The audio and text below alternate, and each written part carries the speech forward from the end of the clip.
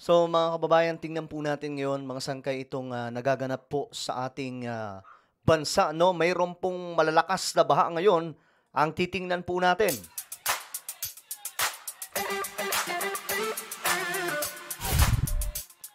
Hello, what's up guys? This is me. I'm back for another vlog today. Kamusta po kayo mga kababayan? At ito, pag-usapan po natin o alamin po natin ngayon yung sitwasyon ng mga kababayan po natin dahil ang dami pong binabaha ngayon mga sangkay. Anyway, bago tayo magtuloy-tuloy sa mga hindi pa po dyan nakakapag-subscribe sa ating YouTube channel, tayo po ay road to 2 million subscribers na. Kaya naman ano pang hinihintay nyo, makikita nyo po yung subscribe button sa baba ng video na to. I-click nyo lamang po yung subscribe, i-click ang bell at i-click nyo po yung all. Sa mga nanonood po sa Facebook, i-follow nyo po yung ating Facebook page. Alright, shoutout po sa lahat ng mga nanonood ngayon. Ngayon, ito po kasi yung situation, mga sangkay, sa Pilipinas. Ito po yung bagyo ngayon. Ayon po dito sa report, bagyong Ramil nasa West Philippines Sea. Okay. Pero ito po yung situation ng bansa po natin ngayong araw. Ay, nabungkag. Ito nabungkag. Halaka, oo. Hinay. Meron siya talaga kuhanan. So ito doon po ito sa Barangay Caglanipaw, San Isidro, Northern Samar. Ragasan ng tubig at malalaking bato mula sa bahagi ng bundok ang bumuhos sa isang kalsada. Grabe oh, nasangkay. Nagkukuhan sa ato ng scooter kay na ano siya pag nakakalabay kita nalabay siya kay para di siya nakukuhan sa usog sa tubig. So, ganyan kalakas ang tubig ngayon mga sangkay doon sa Samar.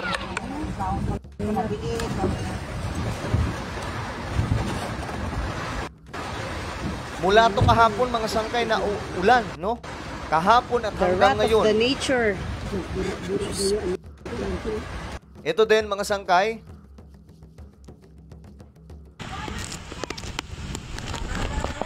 Ito doon po ito sa Daram, Samar. Adi na, lubog na. Oo. Abot na sa Baywang. Grabe, tingnan nyo po mga sangkay. Ang daan dati, ngayon, oo. Isang barangay. Swimming pool na. Napuno na ng tubig.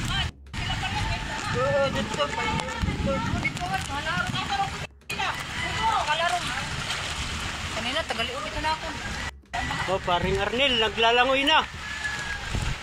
Baha. Grabe, no? Kay para, gihapon makita. Kawawa yung mga kababayan natin doon. Oo.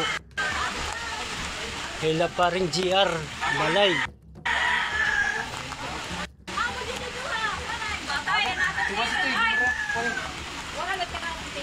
Kasalog ko. Manok, ang manok. Nag-swimming na kami, nag-swimming.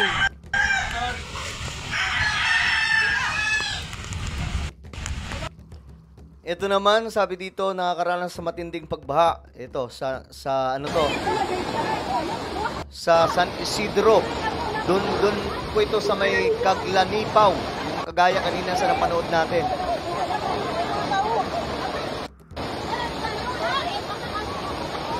So, ganyan po kalala ang situation doon. Grabe yung baha, mga sangkay. Tingnan nyo yung mga tao. Oh, kawawa naman yung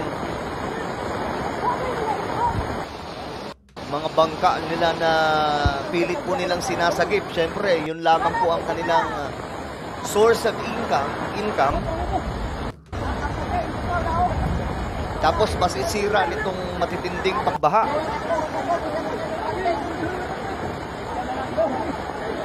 Grabe.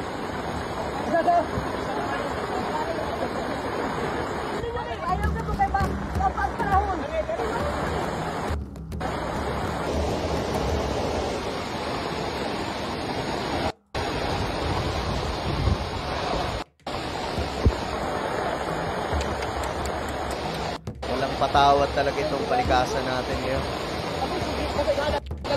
Ito ay bahagi po mga sangkay ng climate change na nagaganap ngayon sa ating planeta, kung saan masyado na pong malalakas yung mga bagyo.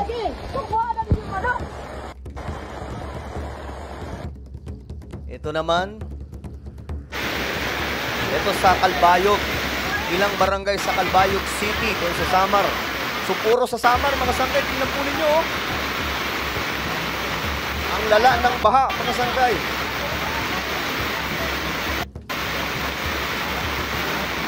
Oh my goodness, I hope na okay lamang po sila. Rumaragas ang tubig, baha sa ilang barangay sa Calbayog City, Samar dahil sa hagupit ng bagyong Ramil sa lugar ngayong Linggo, October 19. Ayan po, mga sangkay, grabe yung pagkagasan ng tubig. Sana po, safety yung mga kababayan po natin doon ngayon.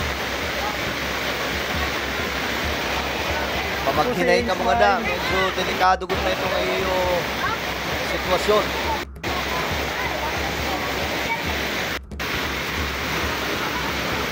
Grabe, nasa dito. Hindi na siya makalabas ata mga sangkay. Nandun na siya sa bubong.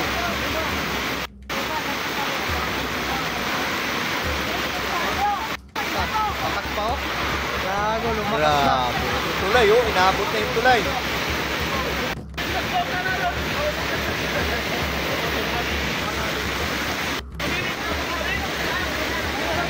My goodness. Oh my Lord. Ito pa, mga sangkay. Baha sa Samar, tulong-tulong ang mga residente. Sa barangay Daram, ito sa Daram.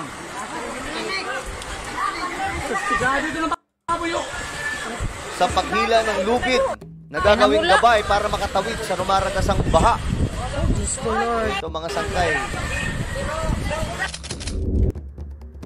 Ay, naku po. Ito naman, doon po ito sa... Ito, doon din po sa Capiz ito, sa Rojas. Rojas City, Capiz. Nakunan ng video itong rumaragasang tubig na pambihira. Grabe na yun. Kasi na po itong situation ngayon mga sangkay. Ito, bridge binuhat sa rumaragasang baha. Ito, doon sa Iloilo din. Ang lakas ng baha pala. Ano?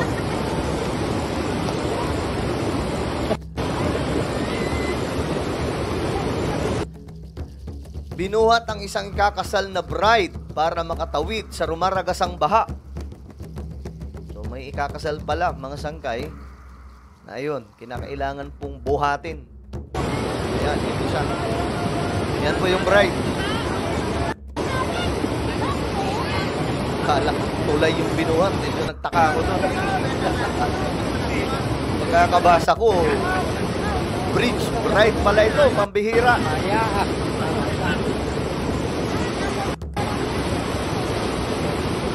Marimar. Ito naman, doon po ito sa Samar din. Nagulantang ang mga residente sa Birawan, Daram, Samar matapos ragasain ng baha ang kanilang lugar.